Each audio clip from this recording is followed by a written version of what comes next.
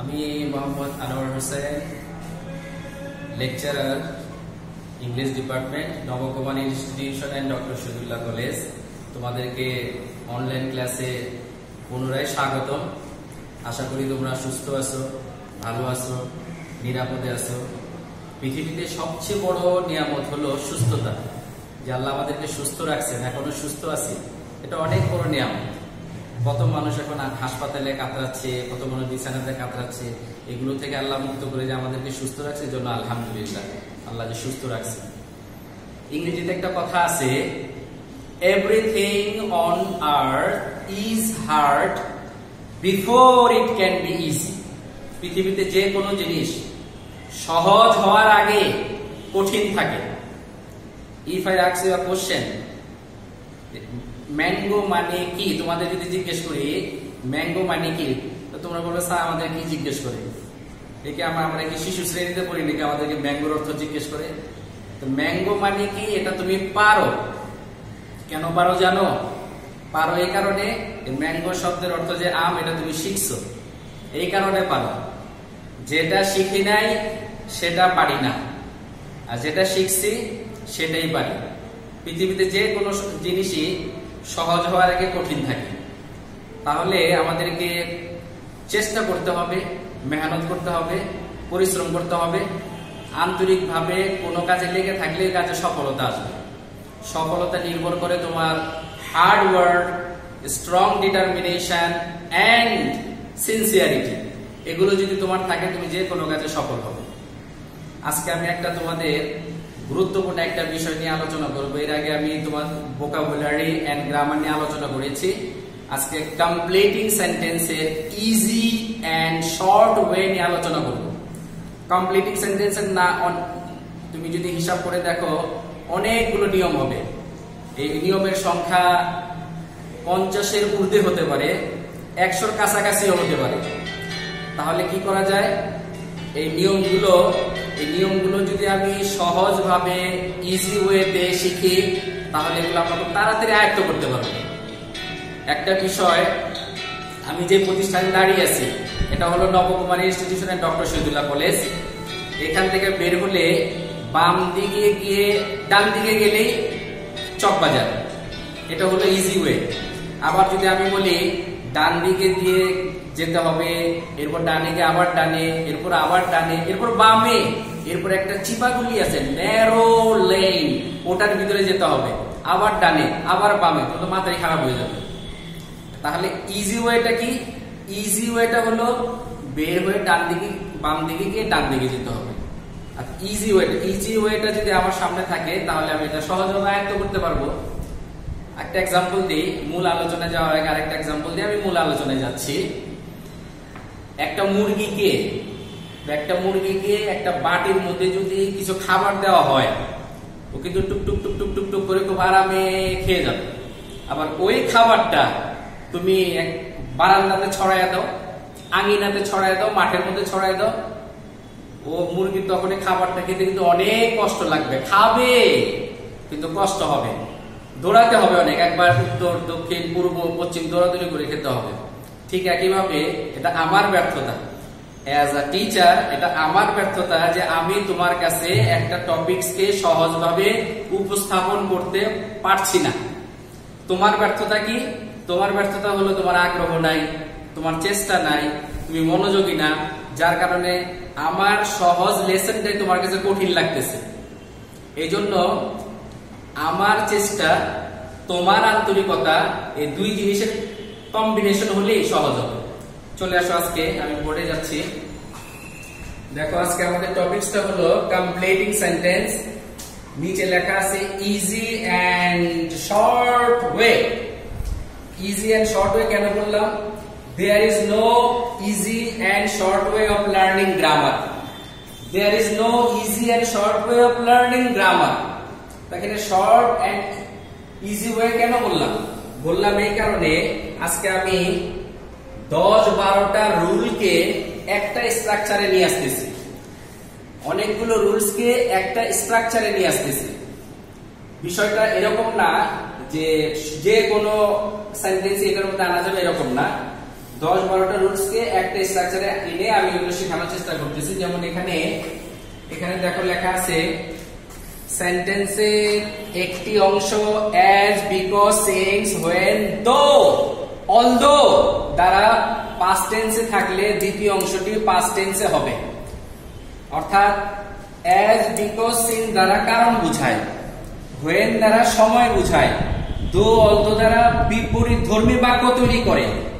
এগুলোর একটা অংশ past tense হলে অপর অংশটা past tense হবে।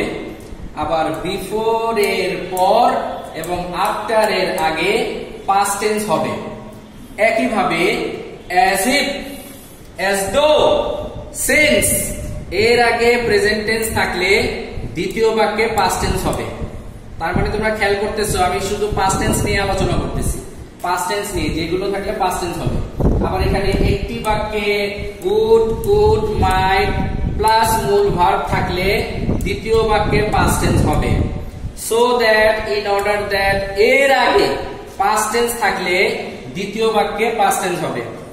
ঠিক একই ভাবে it is time or it's time, it is high time থাকলেও এই গঠন হবে। অর্থাৎ তুমি যদি আলাদাভাবে বিচার করলে যে এগুলো তো এটার একটা নিয়ম, এটার একটা নিয়ম, এটার একটা নিয়ম, এটার একটা আলাদা নিয়ম, না, সবগুলোকে তুমি এই গঠনে লিখতে পারো। এই গঠনটা খুব important, subject plus verb two, that means past tense, verb two, এরপরে এক্সটেনশন, প্রয়োজনীয় শব্দ, রিলেটেড ওয়ার্ডস যেগুলো দিলে বাক্যটা পরিপূর্ণ হবে, এরকম কিছু শব্দ দিলেই বাক্যটা হয়ে যাবে যদি এই শর্তগুলো পাওয়া যায়। এই শর্তগুলো পাওয়া গেলে কমপ্লিটিং সেন্টেন্সের ব্যাপারে দুইটা কথা না বললেই নয়। ওটা হলো কমপ্লিটিং এর সময় তোমরা অনেক সময় মুখস্থ করা বাক্য লিখে দাও। যেমন আই উইশ থাকলে পাস্ট টেন্স হবে, আই উইশ থাকলে পাস্ট টেন্স হবে। এখন তুমি লিখলে I wish I were a king, I wish I were a bird, এই যে ধরনের বাক্য, এটা মুখস্থ করা বাক্য অনেক সময় তোমরা লিখে দাও। এখন যদি এমন হয় প্যাসেজ আকারে যদি কমপ্লিটিং আসে পরীক্ষায়, হ্যাঁ তোমাদের সতর্কতার জন্য বলি কলেজ লেভেলে প্যাসেজ আকারেই কমপ্লিটিং থাকবে। শূন্যস্থানের আগে অথবা পরে রিলেটেড একটা দুইটা বাক্য দেয়া থাকবে, ওই বাক্যের উপরে বেসিস করে তারপরে তোমাকে বাক্য লিখতে হবে। এখন তুমি মুখস্থ বিদ্যা থেকে লিখলে হবে না তো। এখন লেখা আছে প্রথমে বাক্যটা বার্ডস ফ্লাই, ফুল স্টপ। তারপরে লেখা আছে আই উইশ, তুমি লিখলে birds fly I wish I were a king. What does it mean? পাখি আকাশে উড়ে আমি যদি রাজা হতাম। তো পাখি আকাশে উড়ার সাথে তোমার রাজা হওয়ার কি সম্পর্ক? পাখি আকাশে উড়তে দেখলে তোমার রাজা হতে মন চায়?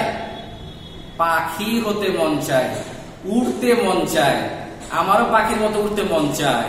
তাহলে তুমি লিখতে পারো I wish I were a bird, অথবা I wish I could fly in the sky, অথবা I wish I flew in the sky. এই সবগুলো কিন্তু পাস্ট টেন্স। এইভাবে অথবা I wish I could fly, COULD, I could fly in the sky. তাহলে আগের বাক্যের সাথে কিন্তু সম্পর্ক আছে। আবার অনেক সময় ইট ইজ হাই টাইম দেখে ইট ইজ হাই টাইমের পর পাস্ট টেন্স হয়, তাহলে তোমরা লিখতেছো it is high time you read well, you studied well, you work hard. এগুলো মুখস্থ করা বিদ্যা। আমার খুব কষ্ট লাগে যে তথাকথিত কিছু কোচিং সেন্টারে কি করে যে গদ বাঁধা কিছু বাক্য শিখিয়ে দেয়, যে এই বাক্যগুলো পড়লেই লিখে দিলেই হবে, এরকম করে দেয়। অথবা একটা প্যারাগ্রাফ দিয়ে 60টা প্যারাগ্রাফ চালানো। এগুলো থেকে বের হয়ে আসো। তোমার ভিতরে যে ক্রিয়েটিভ পাওয়ার, এটা কিন্তু নষ্ট করে দিচ্ছে। You have to be creative to create something. তাহলে ওখানে ইট ইজ হাই টাইমের আগের বাক্যটা যদি এরকম থাকে, মাই প্যারেন্টস আর সিক, আমার মা বাবা অসুস্থ, ফুল স্টপ। এখন পরের বাক্য আছে it is high time, my parents are sick, it is high time I studied well. আমার মা বাবা অসুস্থ, আমার ভালোভাবে পড়াশোনা করা উচিত। এটার সাথে কিন্তু বাক্যটা পুরোপুরি সামঞ্জস্যপূর্ণ না। অথবা মাই প্যারেন্টস আর সিক পরে লিখলে it is high time I tried hard. What does it mean? তোমাদের বাক্যের সাথে সামঞ্জস্য রেখে বলা উচিত it is high time I looked after my parents. এটা উপযুক্ত সময় আমি আমার মা বাবার দিকে খেয়াল করি, যত্ন নেই, তাদের দেখাশোনা করি। এটা হলো সামঞ্জস্যপূর্ণ। বাক্য লিখলেই নাম্বার পাওয়া যাবে এমনটা না, এই ব্যাপারে খুব সতর্ক থাকতে হবে, একটা বিষয়। আরেকটা হলো বাক্য লেখার সময় টেন্স খেয়াল করতে হবে, যে প্রথমটা যে বাক্যটা দেয়া আছে ওটা কোন টেন্সে আছে, টেন্সের সাথে সামঞ্জস্য রেখে বাক্য লিখতে হবে। বাক্য লেখার সময় ক্লজের দিকে খেয়াল করতে হবে, ক্লজ সম্বন্ধে তোমাদের ধারণা থাকতে হবে। ক্লজ এখন যদি শূন্যস্থানে এরকম আসে আই ইট রাইস, আমি ভাত খাই, এরপরে শূন্যস্থান আছে, শূন্যস্থানের মধ্যে লিখলে টু লিভ বাক্য হয়ে যায়, কিন্তু I eat rice to live বাক্য হয়ে যায়। অথবা আই ইট ড্যাশ তুমি লিখলে রাইস, আই ইট ড্যাশ তুমি রাইস লিখে ফুল স্টপ দিয়ে দিলে না, এরকম করা যাবে না।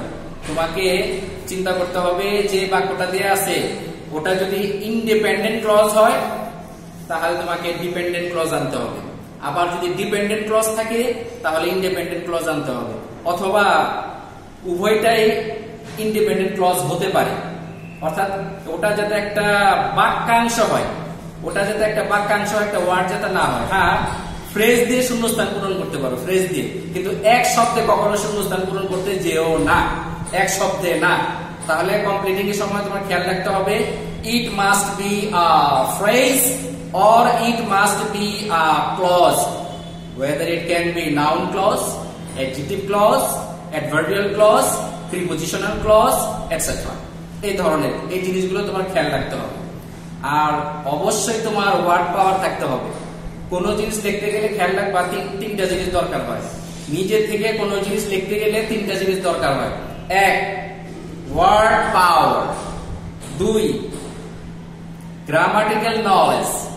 তিন, সাবজেক্ট নলেজ। এখন তোমাকে পরীক্ষাতে লিখতে দিল নিপোটিজমের উপর একটা প্যারাগ্রাফ লিখতে দিল, নিপোটিজম। নিপোটিজম তো তুমি বুঝোই নেই, কারণ এটার ওয়ার্ড মিনিং তোমার জানা নাই। যেহেতু নিপোটিজমের অর্থ জানা নাই, এই সম্বন্ধে তোমার বৈষয়িক জ্ঞান নাই, তোমার গ্রামার থাকলেও ওয়ার্ড পাওয়ার থাকলেও তুমি লিখতে পারবে না, কারণ তোমার বৈষয়িক জ্ঞান নাই। তাহলে বৈষয়িক জ্ঞান তোমার দরকার আছে। আবার নিপোটিজম মানে হলো স্বজন প্রীতি। স্বজন প্রীতি নিয়ে প্যারাগ্রাফ লিখতেছো, স্বজন প্রীতি নিয়ে প্যারাগ্রাফ লিখতে গিয়ে তোমার এই সম্বন্ধে যথেষ্ট ধারণা আছে, কিন্তু ওয়ার্ড নাই, মেমোরিতে ওয়ার্ড নাই। আচ্ছা, ওয়ার্ডও আছে কিন্তু ওগুলো সাজানোর মতো যোগ্যতা নাই। কোনোটার যদি অ্যাবসেন্ট হয় তাহলে কিন্তু তুমি পরিপূর্ণভাবে ফ্রি হ্যান্ড রাইটিং করতে পারতেছো না। আমি একটা সিম্পল একটা বাক্য বলি, যদি তোমাদেরকে ট্রান্সলেট করতে বলা হয় আই ইট রাইস, এটার অর্থ কি? আমি ভাত খাই। এখন যদি তোমাদের আমি বলি আই ইট রাইস, আমি ভাত খাই, যদি বলা হয় আমি ভাত খাই, আমির মধ্যে জোর দিলাম, তাহলে আই ইট রাইস বললে তখন হবে না, আমি ভাত খাই। এটা ট্রান্সলেশন দুই ভাবে হতে পারে, it is I who eat rice. Structure change হয়ে গেছে, প্যাটার্ন চেঞ্জ হয়ে গেছে, অনলি আই ইট রাইস। আবার যদি এখন আমি ভাতই খাই, এখন হলো ভাতের মধ্যে আবার জোর দিয়ে দিলাম, আমি ভাত খাই, এটা থেকে প্রথমে নিয়ে আসলাম আমি ভাত খাই, এখন হলো আবার ভাতের মধ্যে জোর, আমি ভাতই খাই। দ্যাট মিনস আমি ভাত ছাড়া কিছু খাই না, তা আই ইট রাইস বললে তো হবে না। তখন তোমাকে স্ট্রাকচার চেঞ্জ করতে হবে, প্যাটার্ন চেঞ্জ করতে হবে। I eat nothing but rice, or I eat only rice। এই যে প্যাটার্ন গুলো, এখন ওই গদ বাঁধা একটা দুইটা সেন্টেন্স মুখস্থ রাখলাম আর যে লিখে দিলাম, এটা করা যাবে না। সস্তার তিন অবস্থা, সস্তায় যেও না, সস্তায় বস্তা করো না, শিখার চেষ্টা করো, বেসটাকে কন্ট্রোল করো।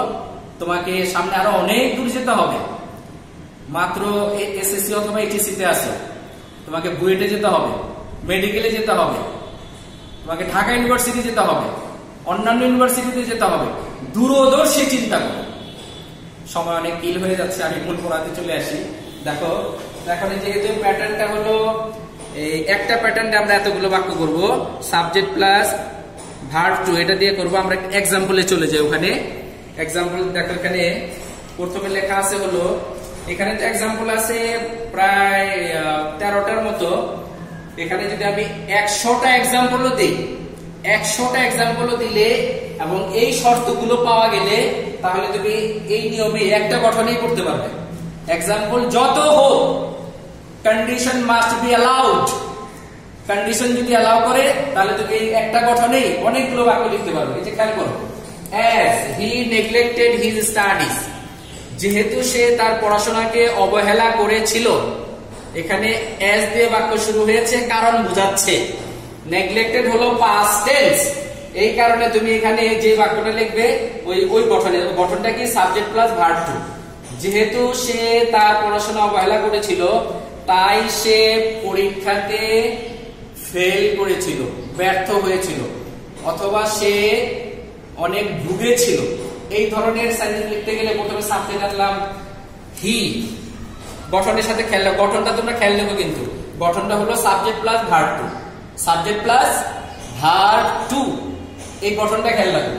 হি সাবজেক্ট, এরপরে অবহেলা করার কারণে তুমি লিখলে এই ধরনের একটা ভার্ব লিখলে হি সাফার্ড, এটাকে পাস্ট টেন্সে নিতে হবে কারণ আমাদের গঠনে পাস্ট টেন্সের কথাই বলে। হি suffered, he suffered in the long run or in life, যেহেতু সে কর্তব্য অবহেলা করেছিল এই জন্য তাকে জীবনে ভুগতে হয়েছিল। Second example, because she studied well, কারণ সে ভালোভাবে পড়ালেখা করেছিল। যেহেতু ভালোভাবে পড়ালেখা করেছিল তাহলে সে ভালো কিছু করারই কথা, তাহলে তুমি এখানে লিখতে পারো, এখানে সাবজেক্ট ওটাকে আনতে হবে, সাবজেক্ট খেয়াল রাখতে হবে, শি এখানে নিয়ে আসলাম। তারপরে সাবজেক্টের পরে হলো ভার্ব টু, ভার্ব টুটা লেখো সাকসিডেড, এখান থেকে একটা ভার্ব নিলাম সাকসিডেড। এই ভার্বগুলো তো তোমার মেমোরিতে থাকতে হবে, মেমোরিতে থাকতে হবে। তোমার মেমোরি যদি ওই 1 GB 2 GB হয় হলে হবে না, ওই ওখানে পাওয়ারফুল মেমোরি থাকতে হবে, ওয়ার্ড পাওয়ারটা খুব স্ট্রং হতে হবে, না হলে ইংরেজি ভালো মতো শেখা যাবে না। তাহলে এখানে হি, এখানে আছে হলো শি, তাহলে এখানে শি আনতে হবে। শি সাকসিডেড ইন লাইফ, সে জীবনে সফল হয়েছিল।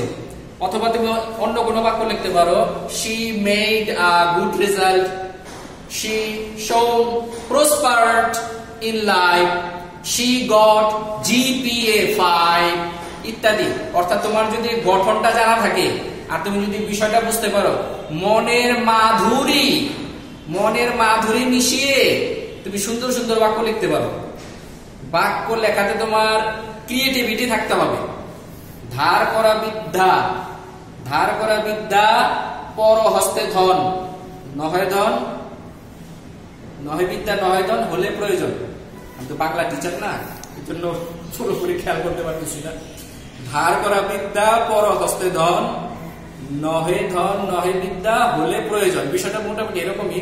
ধার করা বিদ্যা দিয়ে তো হবে না, ধার করা বিদ্যা দিয়ে হবে না, তোমার ভিতরে কিছু থাকতে হবে, তাহলে তুমি পারবে। এরপর দেখো, দো দে ট্রাইড হার্ড, যদিও তারা কঠোর চেষ্টা করেছিল। দোয়ের বাক্যে খেয়াল রাখতে হবে, দো দিয়ে কোনো বাক্য থাকলে কারণ অনুযায়ী রেজাল্টটা ভিন্ন হবে। as because since এই তিনটা দিয়ে বাক্য থাকলে जैसे करनी वैसे भरनी, as you sow so shall you reap, as you sow so shall you reap, কর্মে ফল, অর্থাৎ যেরকম কর্ম হবে ওরকম ফল হবে। as because since এর কর্ম অনুযায়ী ফল হবে। আর দো থাকলে কর্ম অনুযায়ী ফলটা ভিন্ন হবে।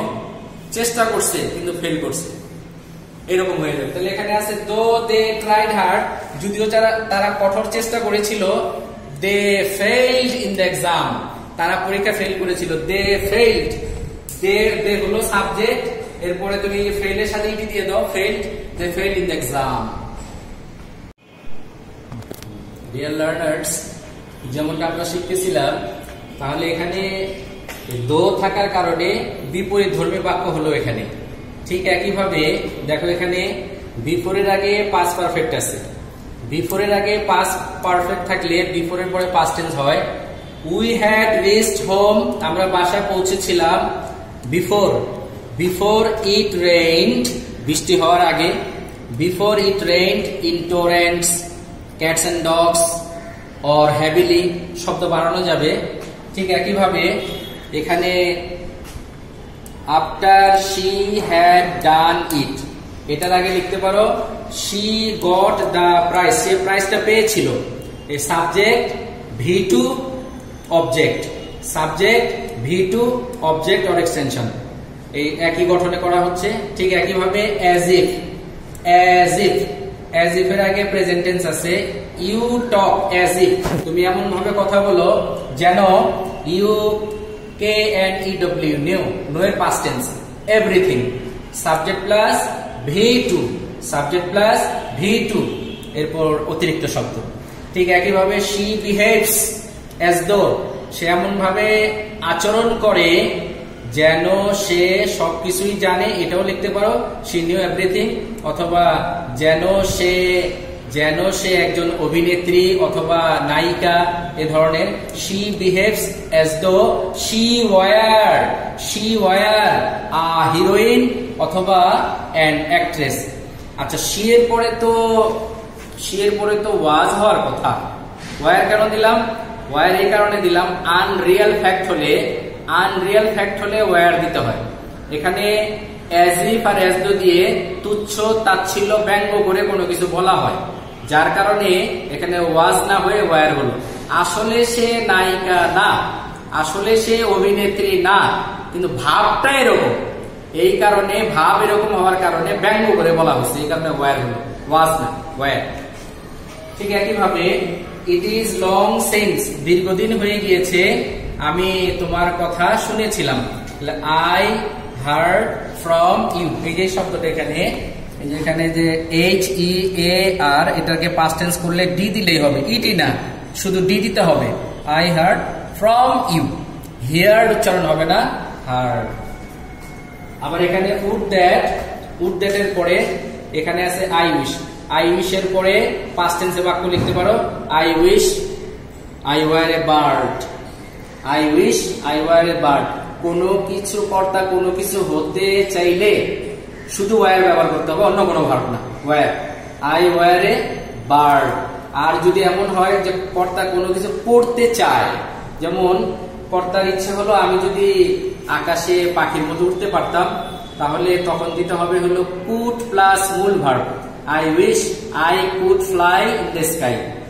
আবার সিম্পলি কুড না দিয়ে ফ্লাই এর পাস্ট টেন্সও করা যাবে, I flew in the sky, could fly অথবা ফ্লিউ।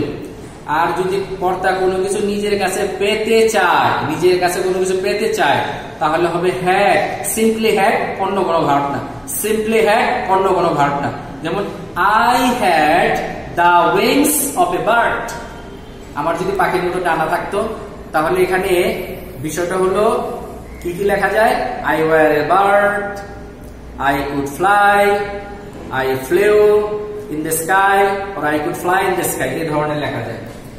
When it was 1971, যখন 1971 সাল ছিল, subject past tense, we achieved freedom, একই গঠনে, we achieved freedom।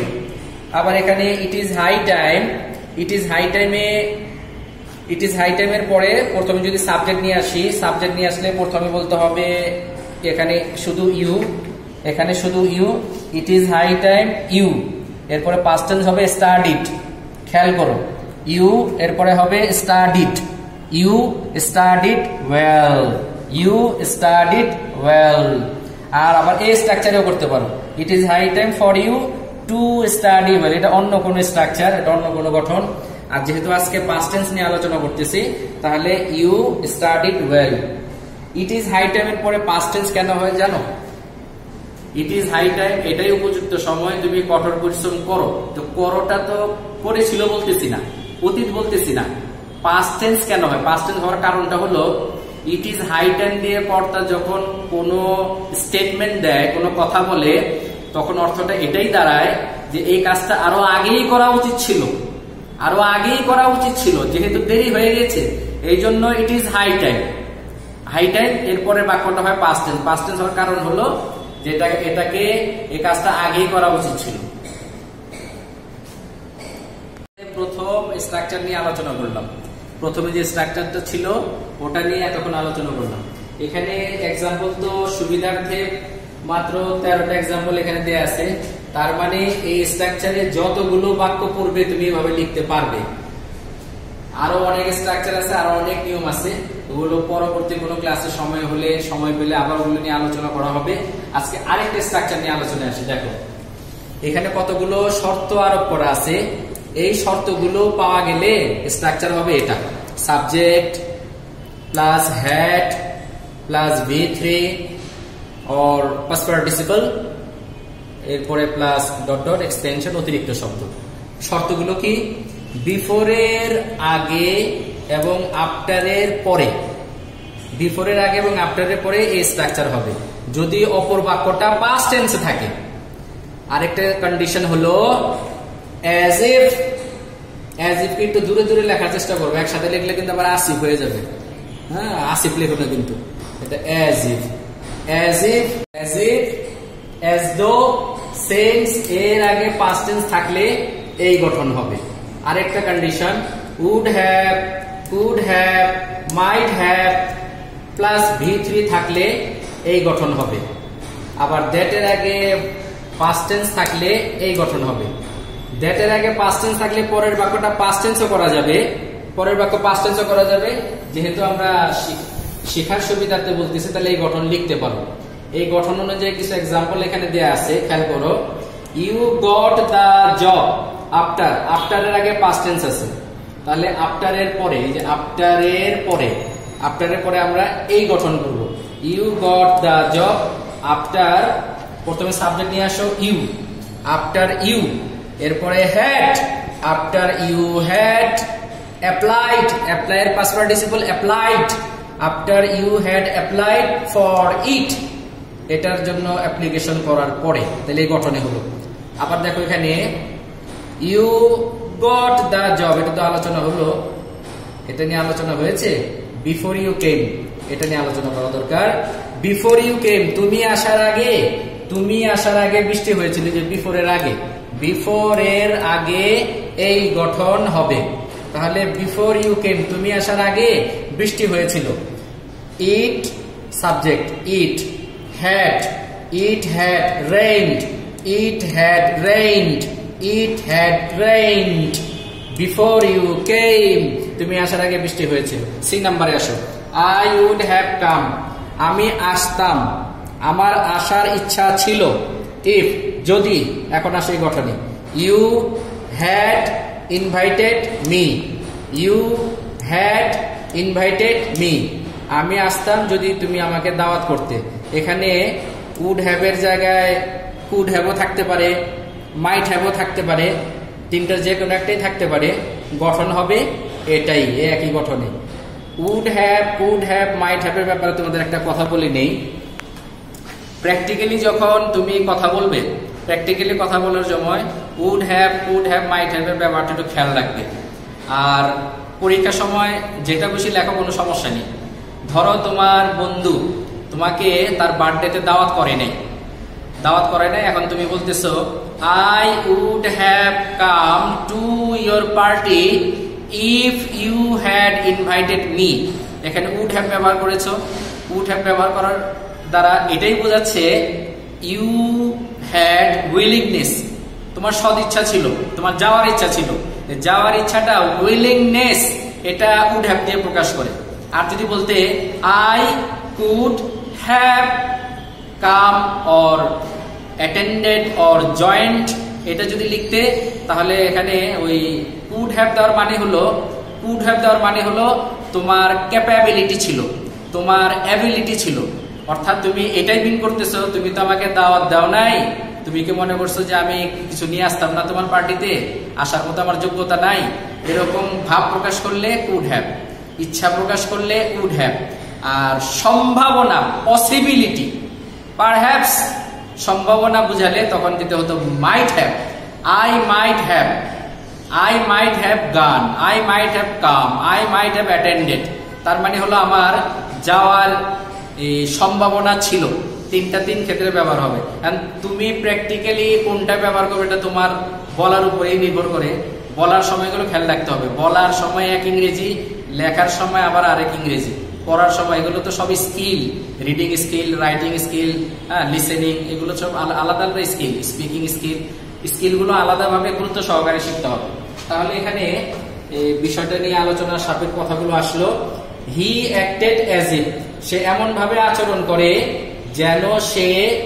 যেন সে সবকিছুই জানে।